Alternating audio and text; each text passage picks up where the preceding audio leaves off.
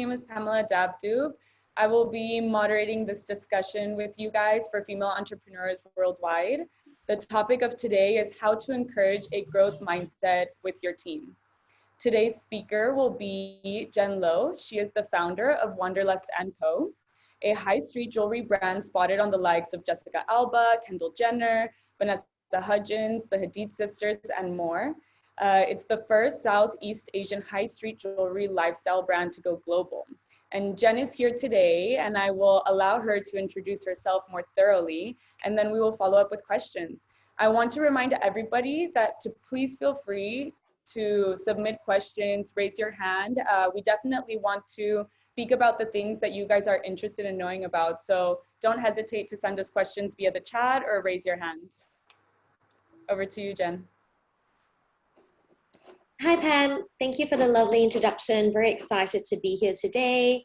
I am, for those of you who haven't met me or haven't come across the brand, just a quick intro. So my name is Jenn Low, and I'm the founder and managing director of WANDERLUST CO.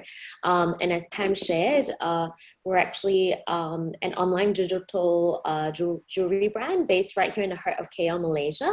And we do ship globally. Only 20% of our sales are actually Malaysian based. The majority of our audience is based in the US, UK, Australia, and the rest of the world. So the topic that we're sharing today is how to encourage growth mindset within your team. And I guess for me, I like to sort of break it down into what I would like to call the 5 C's. The first is competence, second, confidence, third, community, the fourth is communication, and the fifth is creativity. To start off with, I guess, with competence, I think it's very important to back up, I guess, the energy and the passion with facts. So it's super important to be an expert in your industry. The second, which is confidence, is to always, I guess, where you know your stuff, definitely step forward, share, and put your hands up and share your thoughts, but also be confident in your ability to learn, roll up your sleeves and take charge. The third, when I mentioned community, is to always hustle and lead with heart. I love my predominantly female team. I find that there's a lot of compassion, there's a lot of understanding, there's a lot of seeking to understand before we judge, before we leap into a decision, and always keeping the heart of the community at the core of all decisions. And the fourth, when it comes to communication, I guess we always have to communicate clearly, bravely, and directly. And with the last, with creativity, I always say that creativity is intelligence having fun. So don't be afraid to loosen up. And creativity isn't necessarily just for design. Like when it comes to problem solving or pivoting or going with the flow, especially during times like this, the full year that we've all experienced, being very creative when it comes to problem solving, as well as bringing your team and people together is super important.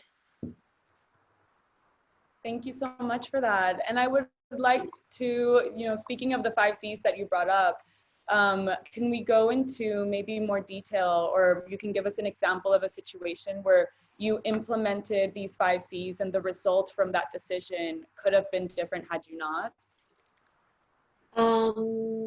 Meaning an example of when I've implemented it? Yeah, maybe like a challenge that you faced in the workforce where you could have looked at something maybe only focusing on competence or only focus on purely creativity, but in essence, you have to find a balance between all of them, I'm assuming. Right. Well, I would definitely say in the last year, especially through the pandemic, there's been a lot of changes. We're quite lucky being a very digitally native brand. So predominantly all of our sales are actually from our .com as well as from our dropship platform. We do a large amount of B2B business where we sell to department stores like Nordstrom's, Revolve. Like there's a lot of other businesses that we typically also sell our product to. And of course, during this time, a lot of our brick and mortar clients have had to shutter their stores. And so we pivoted and started expanding into other lifestyle products. We also actually started onboarding dropship platforms. So as our retail partners went from offline to online. We also very quickly onboarded ourselves onto different marketplaces, and created content that isn't just necessarily about selling, but a lot about having a positive mindset, how to maintain a sort of a state of a good state of mental health. I think for a lot of people, you see the numbers of mental health really deteriorating in the last year, which is very sad and very real numbers. So we started sharing more content around that. When it came to our product design as well, like we were very creative as well as very intuitive to our community to not just churn out product, but also product that sends a positive messaging that goes with the time. So we launched a mantra collection called Golden, and the collection is founded in the fact that staying golden is a state of mind, and yeah. So in terms of these different things, I would say that my team really stepped up to where they weren't quite competent yet, they were confident in their ability to learn. And where there were changes, we would communicate constantly, clearly with each other. And we were creative when it came to applying different observations of what's happening in our communities and around the world, not just to our internal office issues or challenges, but also into the product line that we're launching. Yeah, that sounds amazing. And it seems like through implementing these 5 C's and finding that balance between these 5 elements, you guys have been able to thrive through COVID and make a quick pivot, like you said. Yes. I would like to ask you, when did you start to realize that you needed to have a growth mindset in your business? And when did you start encouraging this within your team? I think let's see. So when I first started my business, I was in my mid-20s, so far younger than today, right? And I think at that time I was very passionate, very eager, and very hungry to hustle. I would say that it was around my 6th year of running the company that I realized that there's a lot more learning I wanted to do when it comes to managing people and understanding the mindset, and figuring out the best ways to be a chief encourager to my team in a way that's not just you can do this, like very surface driven, but also in a way where being able to sit down with someone during a review and go through what they're really doing well, what they're really not doing well, understanding what they're actually aware of, what they're not aware of, and then understanding like the boundaries of that person. Because quite often, like, it's one thing to want someone to get to a certain level quicker, but it's another thing to understand whether they're ready for that next change or how to stagger that growth for them. So I actually went to Oxford and did a short course on leadership and how to actually get high performance out of your team. So it's actually called high performance leadership. And it was a really life-changing fortnight. For 2 weeks, there were around 40 of us from all around the world, in different age groups, different industries. Some people were from mining, some from banking, and the age of the group was about early 30s all the way up to late 50s. So it was so eye-opening for me. And it was at that clicking point that I realized that there's a huge kind of bottleneck in terms of the talent globally when organizations keep running companies using teams that have a fixed mindset versus growth mindset. And an example would be someone of a fixed mindset would think, I'm either good at this or I'm not. Or you hear phrases like, this is not my thing, or like, I'm not creative, or I'm not a numbers person. Like, you hear these statements thrown around. Whereas like growth mindset is, I can learn anything that I want to. So rather than saying, I can't do this, perhaps it's saying, actually, this is not my particular area of interest, or it's saying, this is not where I see myself growing. So it's almost changing that narrative in your head.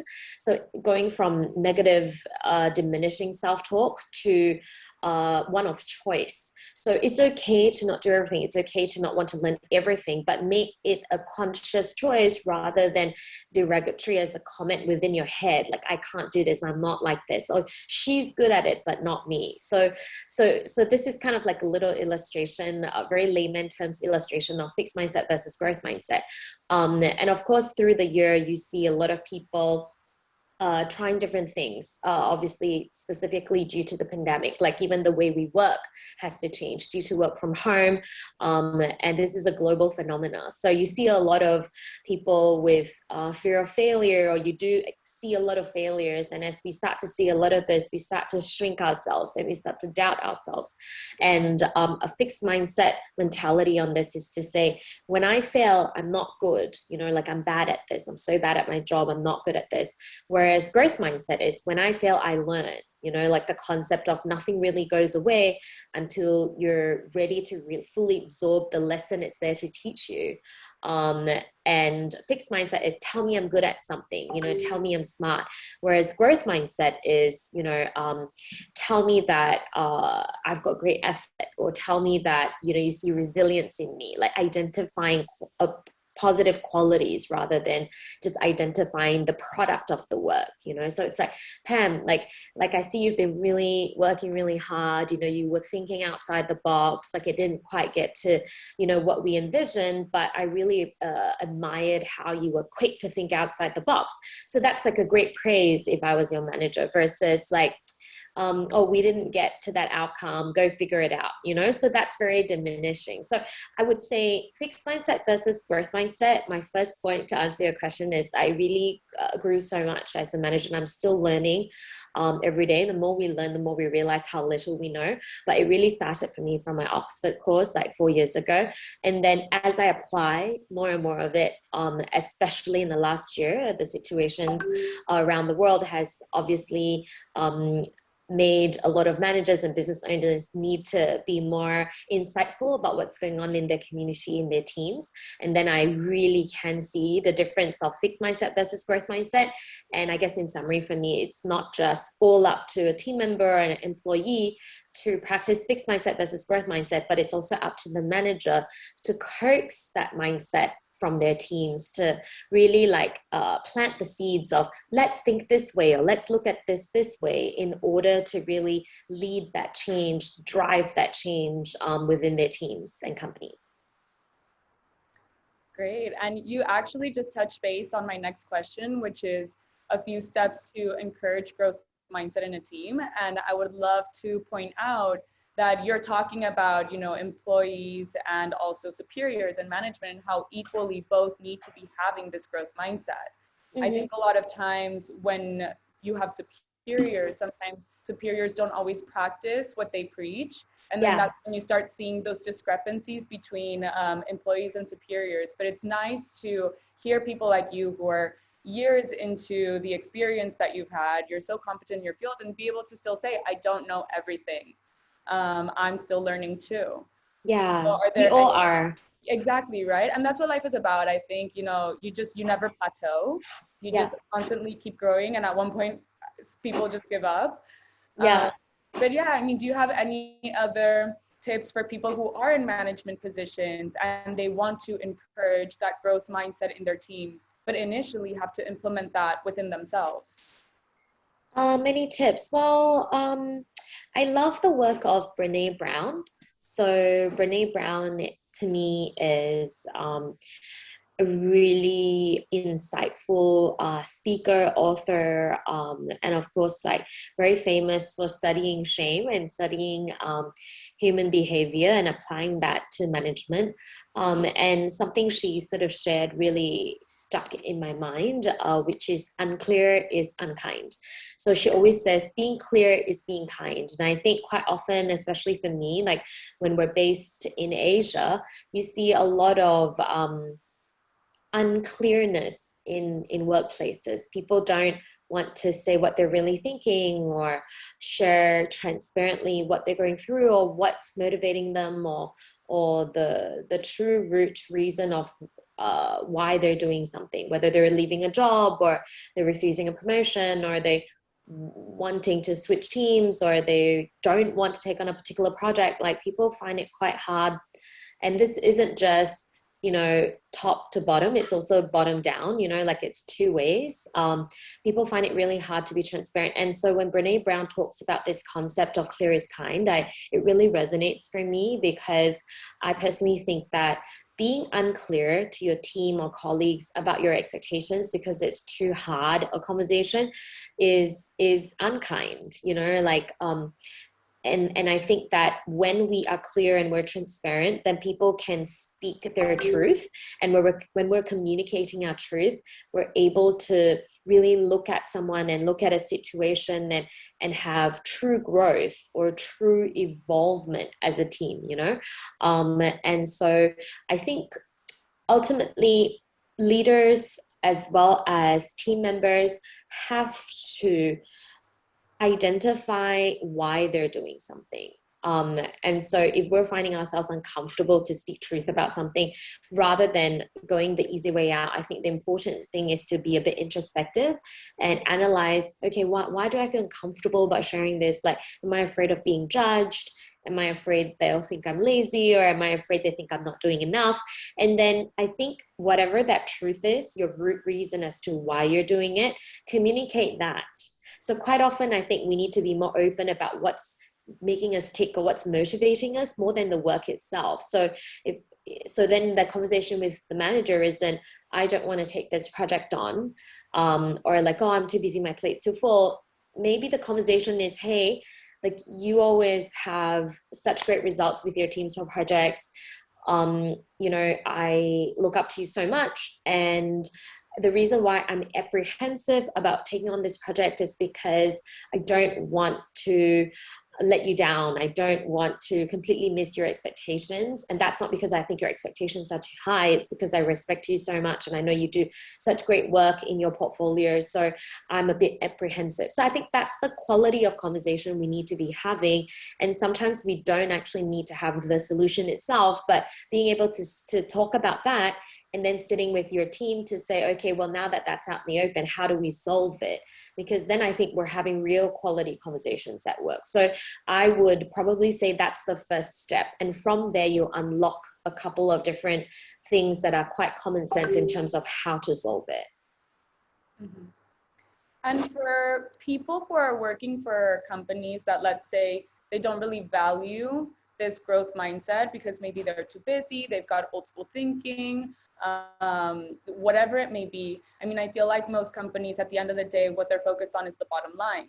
Yeah. So for people who aren't associating this growth mindset with their bottom line, from your experience, how can you make it clear how it's affecting your business to be able to implement this growth mindset? I would probably look, I think the thing is that's quite a hard question, which also makes it a good question. It's a hard question because, like you said, every company is sort of marching to their own beat. And you're right, not every company prioritizes people growth. The bottom line is very important, especially the bigger the company, the more corporate it is, the less of a human touch or a community touch or community focus that it has. But ultimately, I think we don't necessarily need it, you know, we hope that every company can be this way and all leaders can be this way. But the reality is, I suppose, using a very trivial example, if you're buying fruit, you're buying mangoes, you walk up to a pile of mangoes in a grocery store, you want to buy the sweetest mango, you know, you pick it up, you sniff it, but there's only so much to what we want versus what is. You might end up buying 6 mangoes and 3 sweet, 3 sour. Like, there's just absolutely no certainty in life, right? So when it comes to leaders, you know, a company could have the best ethos, but then they have, you know, perhaps 200 managers, and of those 200 you get a, you know, a mixed bag of like who employs growth mindset and has their employees' best interests at heart and who doesn't, right? And it doesn't necessarily mean it's wrong, it just means they have a different focus, right? So I think it's a hard question because it's hard to kind of also say, well, this is the best way, because there's also companies, you know, have different objectives. So not every company is in retail or pure commerce. They have, you know, you could be an oil and gas company, you could be, so there's a lot of different industries, right? And different KPIs work for them. But I would say ultimately, if the key to unlocking this, I would say, is very much, I heard, in terms of me being realistic about the change that the world needs, is very much in the next generation. I think that the reformation that needs to come is from the generation that is not just talking about work-life balance, but able to structure work to be more efficient for their teams and able to really employ work-life balance whilst balancing out success and tremendous growth, right? So I think the key for me is truly in that next generation, as in Gen Z, you know, Y to Z, the tail end of Y to Z, and to that next generation. I think that when in the future to come, simply because I'm very motivated and encouraged by all the necessary conversations we're having about the type of workplace we need to have in order to make work sustainable for the future and to balance out our mental health for people. So I would say that real next change comes with the next generation. And I hope that educational institutions are able to employ this type of mindset from the get-go, because to change an entire generation, the baby boomers or Gen X, when they have been grounded in their approach and everything in terms of how we learn systematically, actually comes from childhood. So I have a 2-year-old son and a 4-year-old daughter, and so I'm quite passionate also about learning and about children and how they learn, and so much of what makes us tick as adults is very much from childhood. So I know it's not a very direct response, Pam, but I would say the realistic response is very, very much educate as much as possible, so that the way we're learning and the way we are working can change from childhood into that next generation. Mm-hmm. And I often see or I often hear from certain people that have more old school thinking is they don't want to invest so much in their employees out of the fear of the employee learning too much, taking intel, going to another competitor, whatever it may be, or let's say starting their own thing. And from what I hear from you is you're so focused on this growth mindset, you must also prioritize the organic professional growth that maybe one of your employees might want. And you know, how do you deal with that? Or do you see higher turnover, lower turnover? How does that directly affect your business? To be honest, I used to be very protective about my intel. And I think to some degree, that, you know, some walls are required to exist between certain departments, you know, like if the finance team will have their, you know-how, and the digital marketing team will have their know-how, the production team has their know-how, operations has their know-how, and that also means that departments sync and work well together, because it's hard to flash and everything, right, especially as you scale. But in terms of retention versus, I guess, the knowledge, you know, or that expertise, I guess, leaving the company, I've learned the hard way that if people want to leave, they leave. You know, like no amount of how little or how much you teach them is going to really make a difference, because I do feel like, you know, everyone has their dreams and their goals, and just because this is my company and this is my goal doesn't mean that someone is destined to work for me for like a decade, you know, or it doesn't mean that they don't have their own dreams to chase. So I think the important thing for me is to enable them as much as possible within their role and have them learn as much as possible, because they then free me up or free up their managers and are able to be more independent. So let's say someone is there for 2 years. So long as they do a really good job for 2 years and the company grows as a result, that particular team grows as a result, that department or area grows as a result, then I think that should be the goal, you know. In terms of whether someone goes and starts a competitor's business or goes and shares the intel within one business onto another business, obviously there's legal clauses as to intellectual property within every company, right? Within reasonableness. But having said that, I've also had people who have worked for me for 4 or 5 years and moved along and been very faithful in terms of the information they should and shouldn't share. I've had people who've worked for me for like 2 to 3 months and gone on to copy what we do and like rip off our suppliers. So I think it's inevitable. It's just life. You're bound to come across different people, but I don't think that, I think managers and people can smarten up in terms of being more aware about what you can share, what you can't share, what you should be sharing, what you shouldn't be sharing. But ultimately, don't change, I guess, the DNA of knowledge sharing and being open and promoting growth mindset and learning within a company simply because a few people were idiots. Like, I don't think it's worth ruining, I guess, an open heart and the possibilities of people coming in and really wanting to be a genuine contributor and team player simply because you've had a few bad experiences, which I have gone through painfully myself. But it's no reason to, I suppose, like, to use a very harsh word, like, it's no reason to be jaded. Yeah, totally.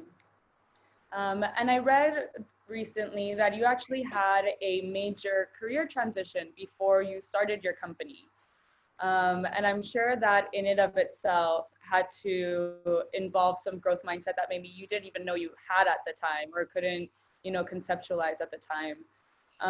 Do you want to talk a little bit about maybe what you were doing before you started your company and how you made that transition and how your mindset was a part of that? Yeah. So I would say that when I first took the leap, it wasn't that far off what I was doing. So I was already working in fashion buying at that time. And so when I decided at that time that there was a gap in the online market to start a sort of a digital brand at an affordable price point, selling fashion jewelry that had a lifestyle element and a positive messaging, there wasn't anything like that at that time. Mind you, this was 11 years ago. So today, of course, there's a lot more options, and there's a lot more, I would say, like digital brands, especially with the rise of social media apps. But at that time, 10 years ago, there wasn't. So I think for me, it was quite a seamless transition simply because I was very clear what I wanted to do. And I think, to put simply, I didn't understand the concept of growth mindset at that time yet.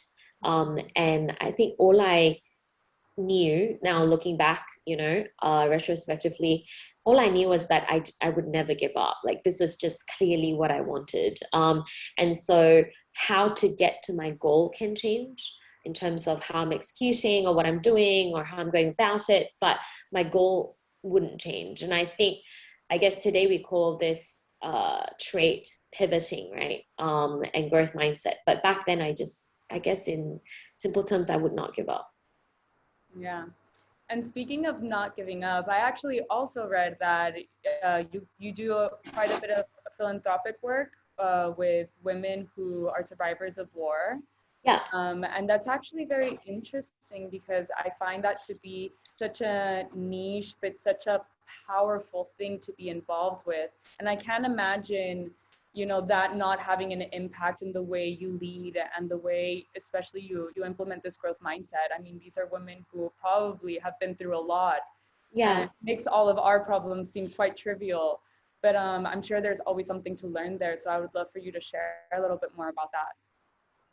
Yeah, so I feel like when it comes to charity and helping, I guess, the less fortunate, the work never really ends. So I have a few wonderful friends who work in NGOs or work with female organizations, like women who are survivors of like abusive relationships or survivors of war or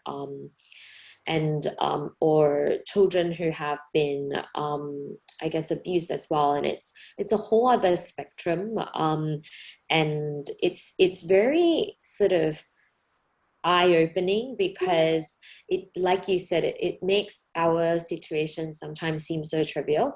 But of course, in saying that, our lives and our problems are very real to us too, right?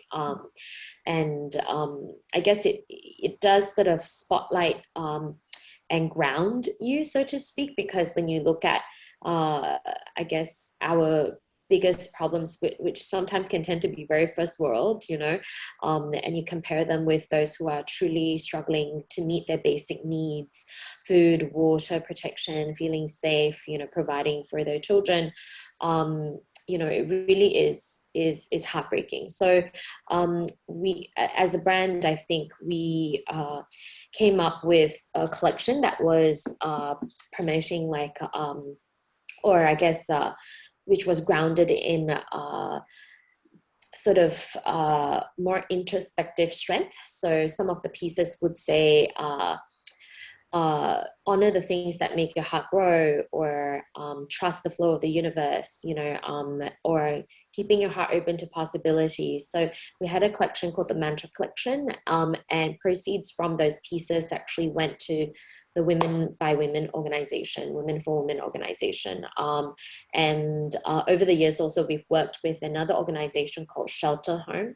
And it saddens me, especially as a mom of two, to learn that, the children who are part of this system that Shelter Home has set up are not actually orphans. They have parents, but they're victims of abuse, or their parents have basically decided that they no longer want to have children. They either are struggling themselves with, drug abuse issues, or like difficult abusive marriages, and therefore they've been deemed by court that their home environments or their personal situations doesn't make them I guess I can't find a better word, but like fit to be parent, to parent. Yeah. So it's really sad, because it's one thing, I suppose, to be an orphan, but it's another thing to know your parents are out there, but you have to, be in this situation. And so we've worked also with this organization, and yeah, and I think,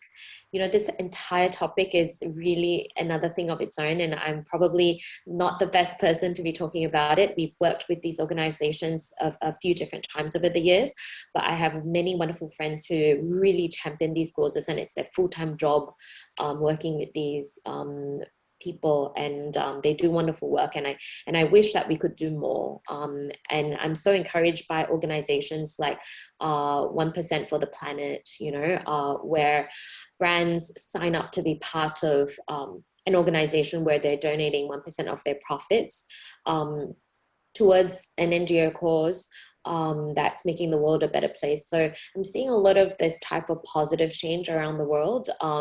And of course, our work is far from done. And especially when we're predominantly still, I guess, a commercial business. But at the same time, I love seeing how commercial businesses are now finding ways to give back, not just as part of a campaign tagline, like, oh, look, it's breast cancer awareness, so I'm doing this in conjunction with, but they're committing and devoting like long-term planning and long-term strategy into how they can weave their commercial acumen and clicking that with an organization that speaks organically to their audience as well as their brands. So I'm seeing a lot of that, and that's a whole other spectrum. So yeah.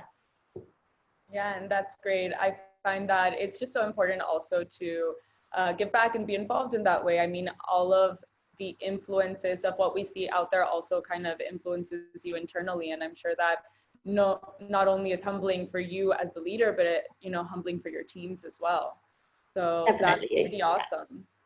Are there certain things that you do in your everyday life, certain routines that you do specifically because they contribute to your growth mindset and maintaining that growth mindset? I think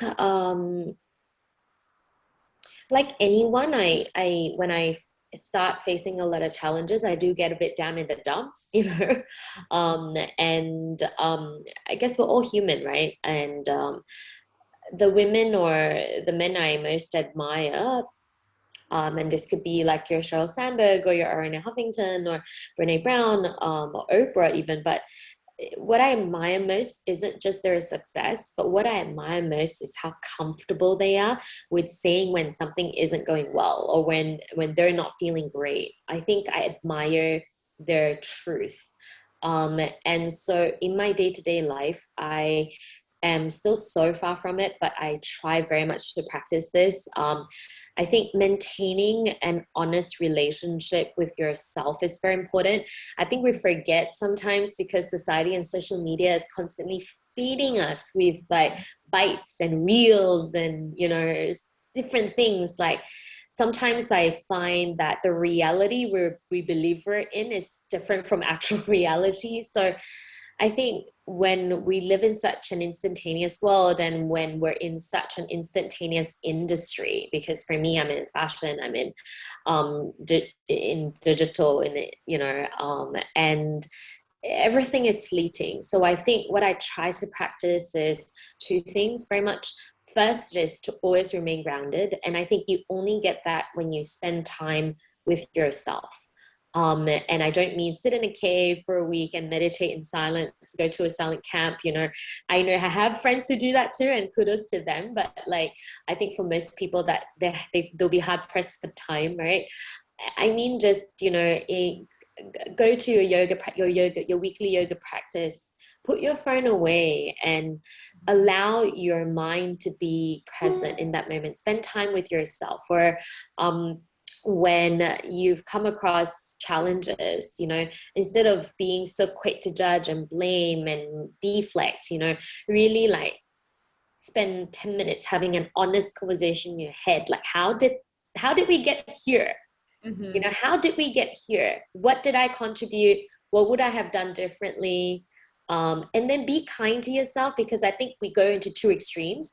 We go into, it's not my fault, or we go into, it's all my fault, I ruined it, you know. And I feel like we need to hit that middle ground where it's like, take ownership, and as well as be self-aware about what's really you and what's really someone else, but at the same time be kind to yourself about what you can change and or what you can't change, and therefore just acceptance. Like, so I think staying grounded to me and spending time with yourself is one thing I practice.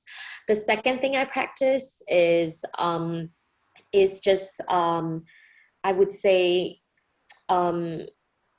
as much as possible to try to have a positive relationship with challenges. I know it sounds strange, but I've learned the hard way for myself. And after I had my second baby, I actually had a bit of postnatal depression for a while. And like most of my friends or my very close community could hardly believe it, because they're always like, Jenn is so bubbly, she's so positive.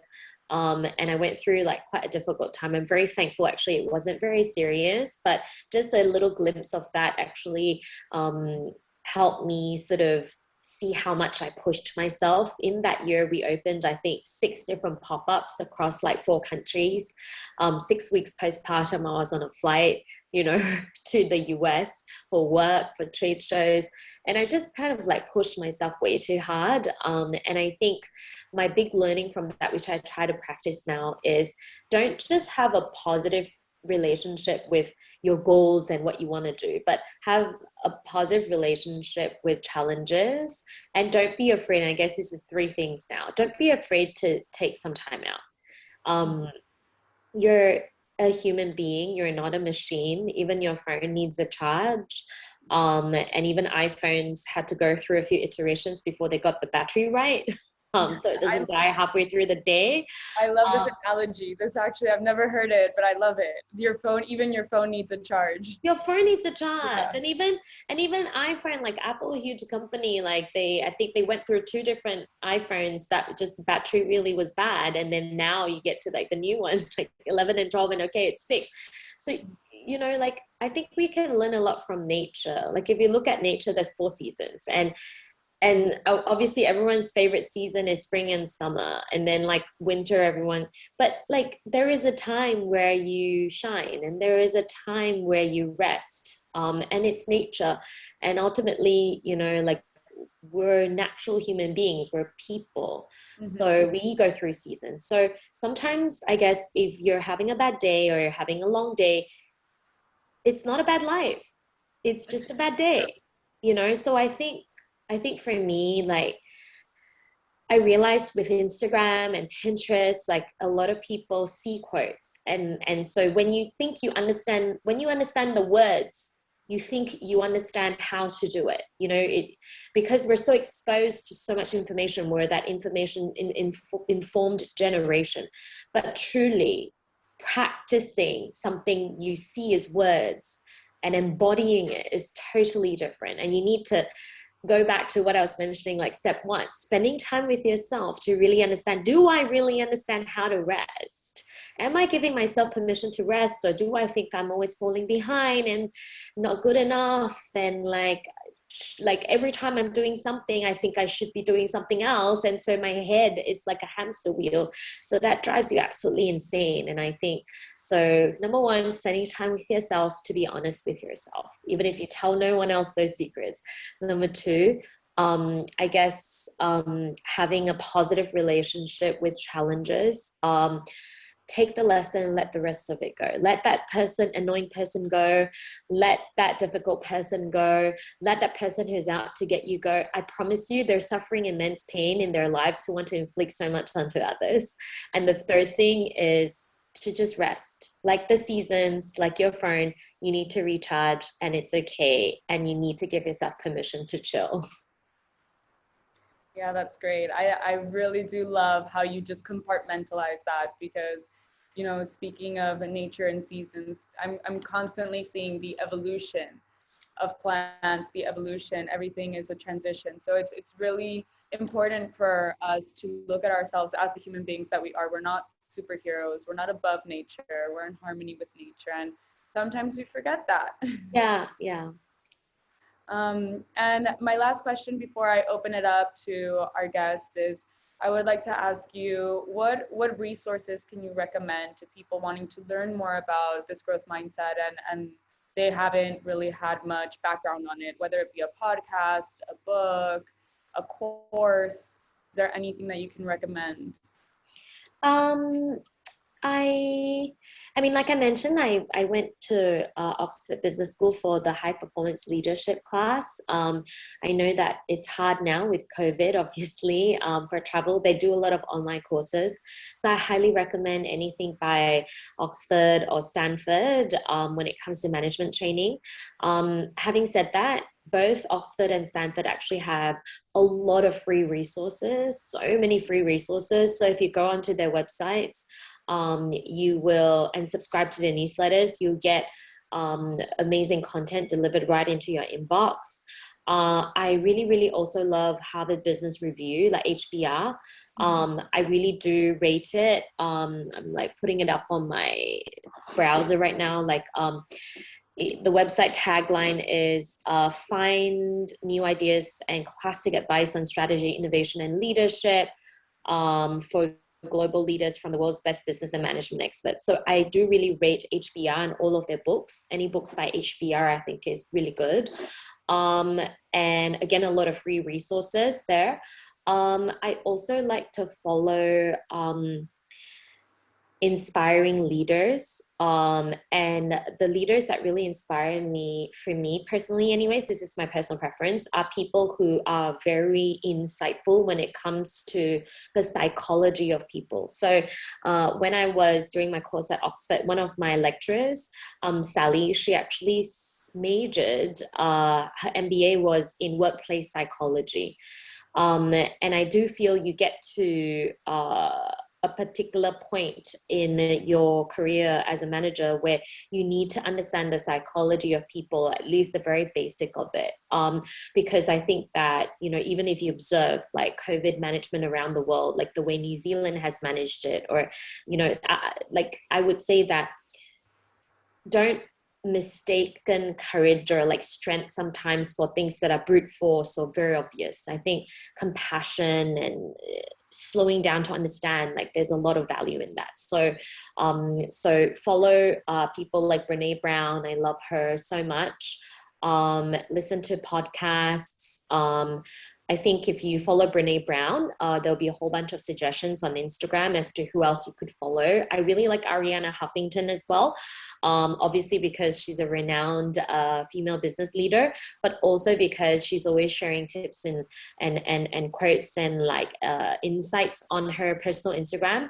And again, another female leader who's unafraid to say when she's having a bad day or like hitting a wall, social share that. I like that. And yeah, so those are just some of the things I would share that I have personally found very helpful. So Oxford, Stanford, their websites are good. Definitely Harvard Business Review, subscribe to their newsletters, and then try Brene Brown and Ariane Huffington, and then whatever else that they recommend over there.